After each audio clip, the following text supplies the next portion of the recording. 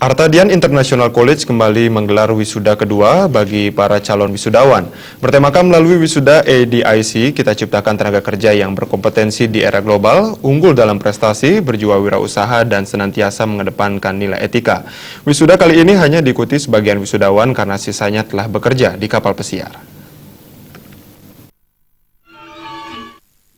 Direktur Artadian International College Gusti Agung Anom Sudiarta Wetan mengatakan, pihaknya mencetak lulusan dengan menekankan keahlian, sikap disiplin, dan pengetahuan guna mendapatkan lulusan yang berkualitas. Wisuda kali ini hanya dihadiri sebagian wisudawan, karena sisanya telah bekerja di kapal pesiar dan akan dilanjutkan pada wisuda berikutnya. Setelah lulus, pihaknya akan tetap menuntun mereka hingga diterima di dunia kerja.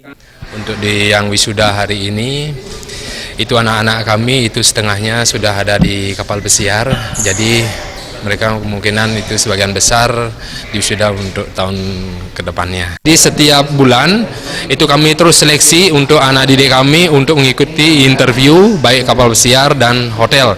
Itu program unggulan kami juga internship ada untuk program Malaysia yang anak didik kami itu 6 bulan melakukan training itu di hotel berbintang 5 dan sertifikat itu pun nanti itu internasional yang mereka dapatkan. Jadi itu memudahkan untuk mereka sebagai batu loncatan untuk mencari peluang kerja yang lebih bagus.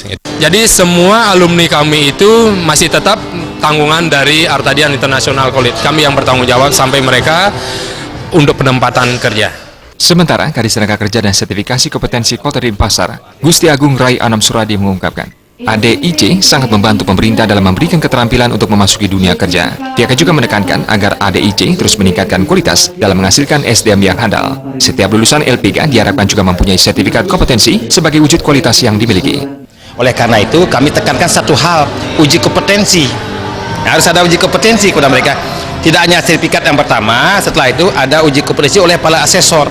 Apa benar-benar mereka ahli dalam bidang itu. Nah, oleh karena itu kami tekankan setiap tamatan LPK itu harus punya sertifikasi kompetensi sebagai wujud bukti akan kualitas yang mereka punya. Sementara itu, Ketua Asosiasi Indonesian Food and Beverage Executive Association, Dharma Yasa, mengapresiasi gelaran wisuda ADIC ini.